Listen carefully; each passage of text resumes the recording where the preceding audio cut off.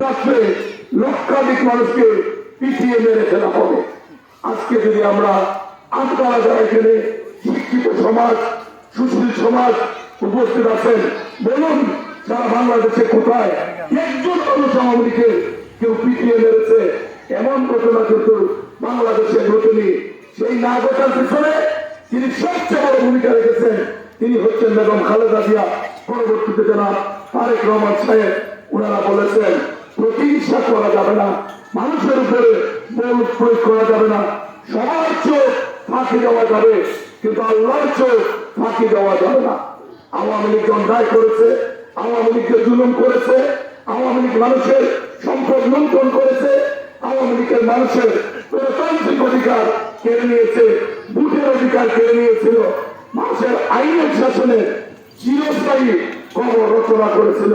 BNP সেই পথে জীবনে যাবে না বলে আমরা ক্ষমতায় নেই। আপনারা দেখেছেন এই অন্তর্বর্তীকালীন সরকার ক্ষমতা আসার পরে বন্যা হয়েছে। আমরা সাধ্যমতো সারা বাংলাদেশে বন্যা কবলিত অঞ্চলে তারেক রহমান সাহেবের নেতৃত্বে আমাদের যার যে সামর্থ্য ছিল আমরা সেই সামর্থ্য দিয়ে আমরা বানবাসী মানুষের পাশে দাঁড়িয়েছি। দুর্যোগপূর্ণ এলাকায় আমরা সামর্থ্য অনুযায়ী মানুষের পাশে গিয়েছি।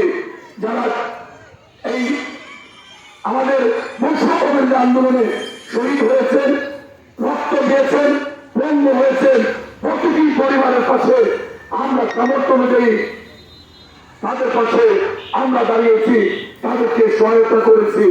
এটি চলমান প্রক্রিয়া। বিএনপিকে দায়িত্বশীল রাজনৈতিক দল হিসাবে আমরা অনেকগুলি কাজ করে যাচ্ছি। তাই ধারাবাহিকতায় আজকে এই খুদে শিক্ষার্থীদের কাছে আমরা শিক্ষা উপকরণ তুলে দিচ্ছি। এই প্রক্রিয়াটি চলমান।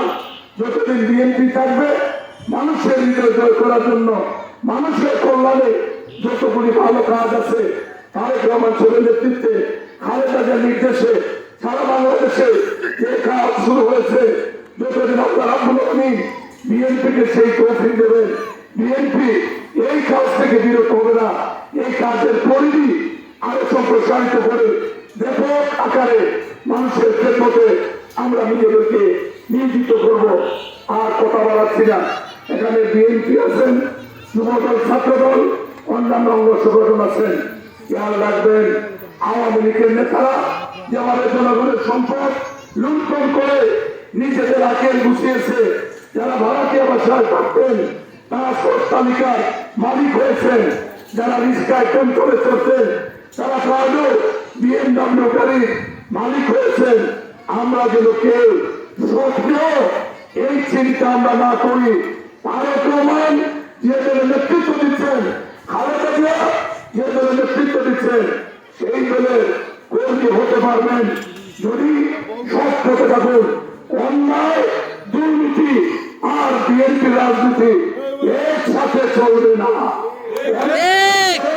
দুর্নীতি যদি করেন আপনার যত বড় নেতা হন না কেন, বিএনপির সাথে অঙ্গ সংগঠনের সাথে আপনার কোন সম্পর্ক থাকার কোন সুযোগ নেই। এটা গত 3 মাসের উপরে তারেক রহমান সাহেব সারা বাংলাদেশে বিএনপির অনেক দায়িত্বশীল নেতা যারা লিমিট ক্রস করেছেন, উনি স্থায়ীভাবে তাদেরকে দল থেকে এক্সপায়ার করে প্রমাণ করেছেন কোন অন্যায়কারী স্থান বিএনপিতে হবে না।